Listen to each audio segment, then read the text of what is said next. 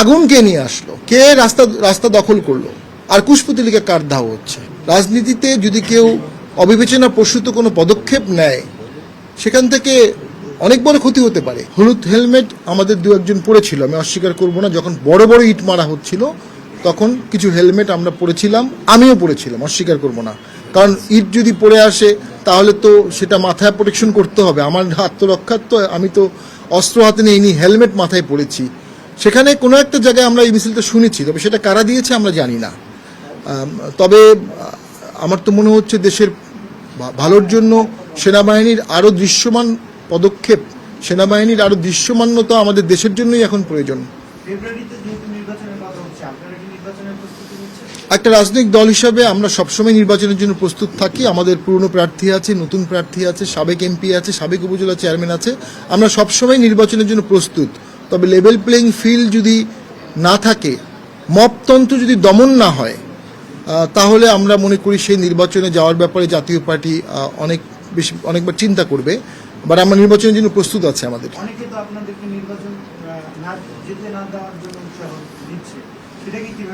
অনেকে নির্বাচনে না যাওয়ার জন্য কেউ উৎসাহ দিচ্ছে না। আমাদের নির্বাচন থেকে অনেক রাজনৈতিক দল চাচ্ছে যেন আমরা নির্বাচনে অংশগ্রহণ করতে না পারি। কেন এই প্রশ্নটি আমি সবার সামনে বলতে যাচ্ছি। যে দলগুলো আমাদেরকে নির্বাচনের বাইরে রাখতে চাচ্ছে, খুব বিনয়ের সাথে বলবো, তারা জাতীয় পার্টির সমকক্ষ হতে পারেনি। তারা সকলে মিলেও জাতীয় পার্টির সমকক্ষ হতে পারেনি। জাতীয় পার্টি সরকারি দলে ছিল, জাতীয় পার্টি বিরোধী দলে ছিল, জাতীয় পার্টি 91 সালে তীব্র বাধার সম্মুখীনের মধ্যেও রাজনীতি করেছে। আমি মনে করি জাতীয় পার্টির যে অভিজ্ঞতা আছে, যে অভিজ্ঞতা সম্পন্ন নেতা আছে, এটি বাংলাদেশের 3-4টি দল ছাড়া নাই। আর জাতীয় পার্টি ভোটে গেলে অনেক ছোট দল অনুভব করছে তাদের ভোটের হিসাব নিকাশ তাদের পক্ষে নাও যেতে পারে। সে কারণে জাতীয় পার্টিকে নির্বাচন থেকে বাইরে রাখা নির্বাচনকে বানচাল করার একটা প্রক্রিয়া হিসেবে আমি দেখছি।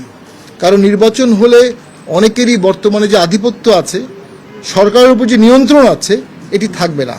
অনেকেই চাচ্ছে নির্বাচন যেন না হয়। জাতীয় পার্টিকে যদি বাদ করে দেওয়া হয় আর যদি দুটি দল বলে নির্বাচন করব না, তখন স্বাভাবিকভাবেই একটি সরকার বলতেই পারে আমরা কাকে নিয়ে নির্বাচন করব, নির্বাচন দেরি হবে।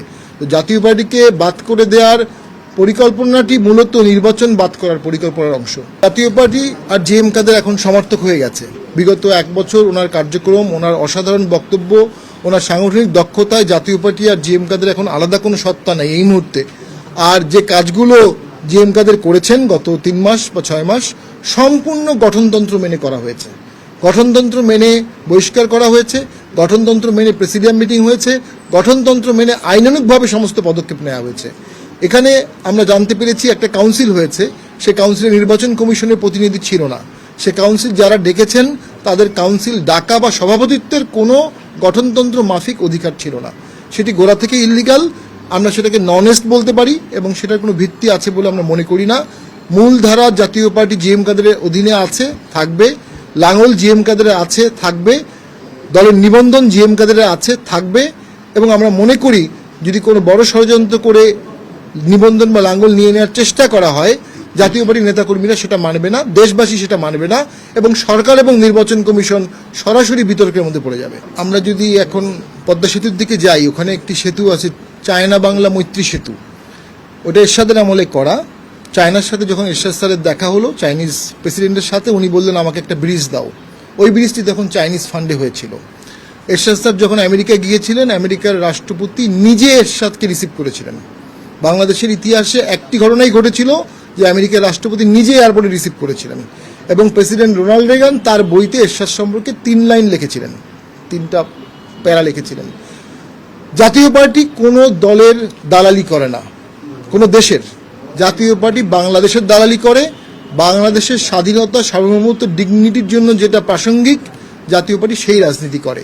বিগত নির্বাচনের আগে জিএম কাদের ভারতে গিয়েছিলেন। উনি বাংলাদেশের কিছু সার্বিক পরিস্থিতি ভারতকে জানিয়েছিলেন এবং আপনাদের মনে আছে উনি ভারতে থাকা অবস্থায় বাংলাদেশের জাতীয় পার্টির আরেকটি অংশ তোড়জোড় করে জাতীয় পার্টি হিসাবে আত্মপ্রকাশ করে, আরেকটি অংশ খুব প্রেশার দেয়।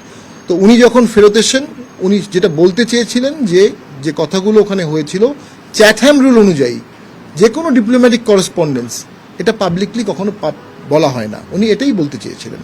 এবং আমি তো দেখেছি এর মধ্যে অসংখ্য মিটিং, নরেন্দ্র মোদীর সাথে আমাদের প্রধান উপদেষ্টার মিটিং হয়েছে, বিক্রম মিশ্রির সাথে প্রধান উপদেষ্টার মিটিং হয়েছে। বিক্রম মিশ্রির সাথে যে মিটিং হয়েছে এটা মিনিটস তো আমাদের কারোর কাছে নাই। সেরকম এই ধরনের মিটিংয়ের মিনিটস কারোর কাছে থাকে না।